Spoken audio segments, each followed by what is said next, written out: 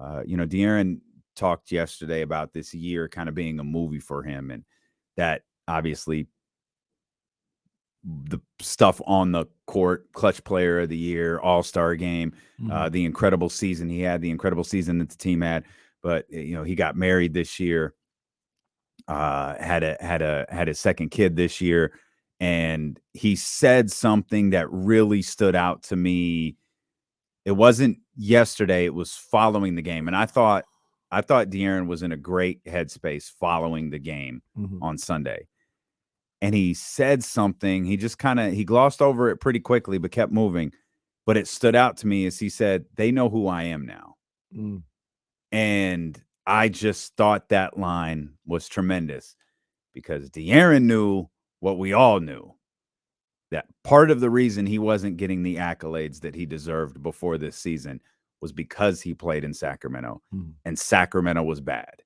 And he knows now, not just by the play of Sacramento this season, not just by the fact he got clutch player of the year, perhaps all of that stuff plays a significantly smaller factor than a 7-game series against Steph Curry in the Golden State Warriors. And I didn't know this. This wasn't even on my radar until I think the Sports Center account tweeted it out. And shout out to the ESPN network, who tweeted a nice tribute graphic to the Sacramento Kings with the beam coming out of like the Chrysler building or something like that. It was the Golden Gate Bridge. Salesforce. It was the Salesforce building with the Chrysler Golden building in Gate Chicago. Bridge in the background. It's beautiful work by the ESPN team.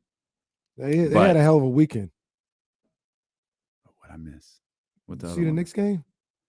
I did. Oh, we didn't even talk it. That was wild. Wow. They pulled up, for those who didn't see, they pulled up some stock footage of, how they show like the skylines and all of that. They showed the New York City skyline pre-September 2001.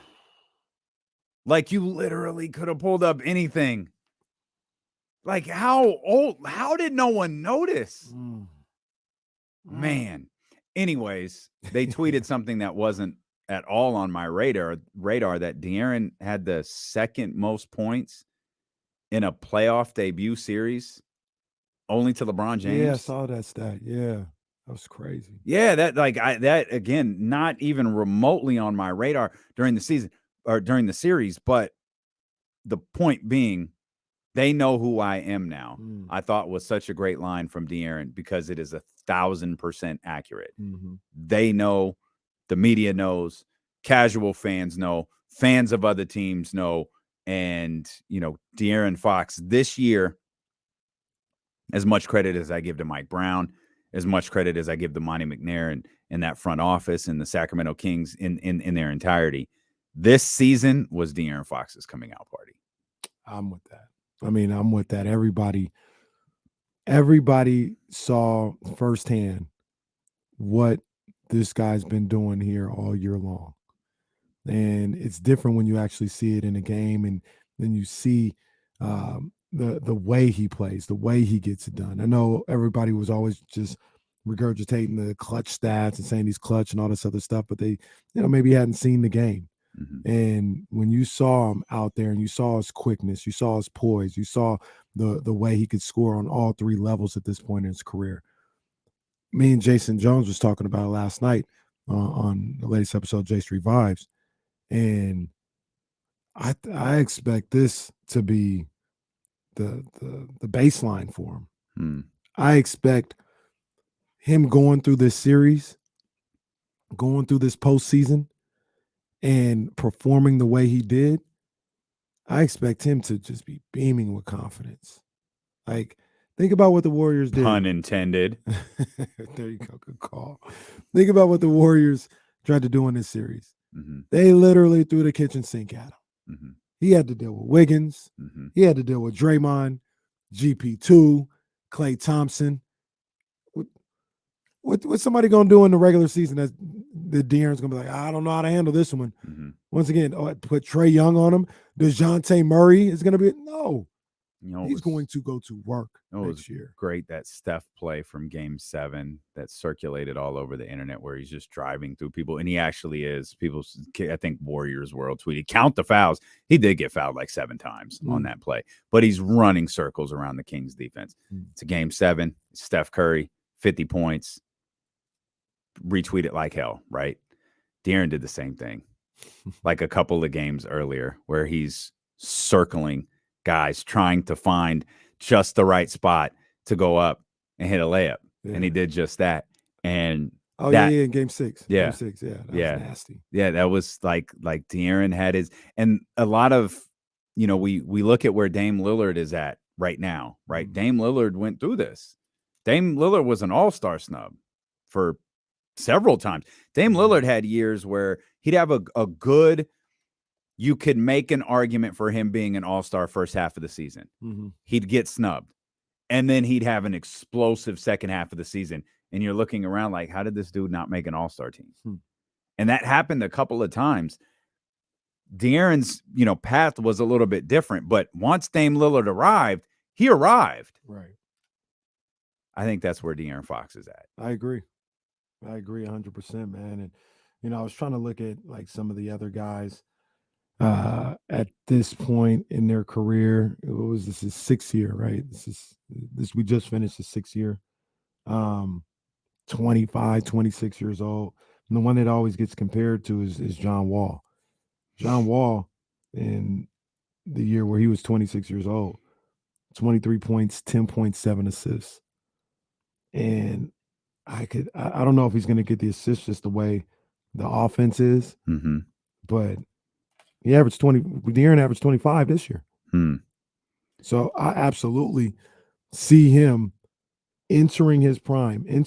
That was the start. Wall was 16, 16, 18, 19, 17, and then he went when he was 25 until he got hurt, essentially. And then actually the year after he got hurt too, that was crazy. But he was 23, 19, 20, and 20. Like I say that to say that was his prime. And Fox I could see him doing the same thing and moving up. Like he's 25 a game this year. I could see him being 26, 27 next year and being that for the next couple of years of his career. I think there's still room for improvement in his game. He did a really good job at improving his free throw shooting at 78%. I could see him being an 85% free throw shooter. I could see him being a better 3-point shooter. Like he can get to that 27, 28 point per game range consistently for the next couple of years. De'Aaron's 25. 25. James always liked to make the De'Aaron Fox to Russell Westbrook comp. Russell Westbrook, when he was 25, averaged 21.8 points per game, 6.9 assists, 5.7 rebounds. What year was that? That was 2013, 2014. He had been an all-star 3 times at that point. That was also his 6th year in the league. The following season, he averaged 28.1. And 2 years after that, he averaged 31.6. Wow. And, James has been adamant, like there's a career trajectory comp with Russell Westbrook. And I would love to see that to continue. Oh, man, I would love to see that. I'd love to see that get on that Westbrook. Oh, man. Crazy thing is, I think I saw somewhere where De'Aaron said that was his favorite player growing up. Yeah. It was Russell Westbrook. Russ didn't start averaging double-digit assists until the 2015-16 season. What was he at before that? Like when was that? What was he like 6, 7 assists a night, or was he 8 or 9? I'm gonna see if I can get an average for these years prior to that. Whoops, my bad. It's dangerous to do this stuff on live radio.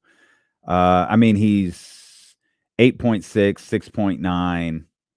That's kind of where he's at. In those years prior, he averaged 7.1 assists. Okay. Prior to the first year, he averaged 10. He was averaging 7.4. And the It's first time he around did that where was the 15-16 season. it's around where De'Aaron is. I think De'Aaron averaged 6 for the season this year. And like I Is- said, just the way the offense is ran, I don't know if he is ever going to have the super high assist totals so because he shares a low with Sabonis. he averaged, so that's the last year with KD, right? He averaged 10 with KD there. The 15-16 KD is there. Mm-hmm. And the next year was the year where he averaged obviously 31, 10, and 10. Yeah. Jeez. Well, he did it the next year too. 25, 10, and 10. Nobody cared though. Huh? 22, 10, and 11. It wasn't Or impressive actually, no more, huh? he did it with Washington, dude. 22, 11, and 11. That's crazy. I'm a stand. I get That's it. crazy. T's gone cold. I'm wondering why I got out of bed at all. But man, that dude. I just hope the trajectory continues because that's a big jump. That 21 to 28 points per game in year 6 to year 7 is what Russell Westbrook did, and I absolutely believe De'Aaron Fox is capable of doing that. But you said you think he can be better. What do his next steps even look like?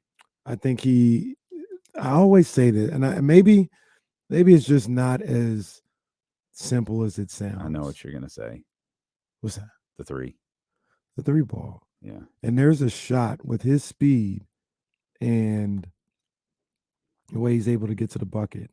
I always talk about the move that I perfected and that I love, and he's way more talented than I was. But that Kobe Bryant ball in your left hand, for Fox, it would be the right hand. Hesitation, pull up jump shot. Able to get that shot anytime you want.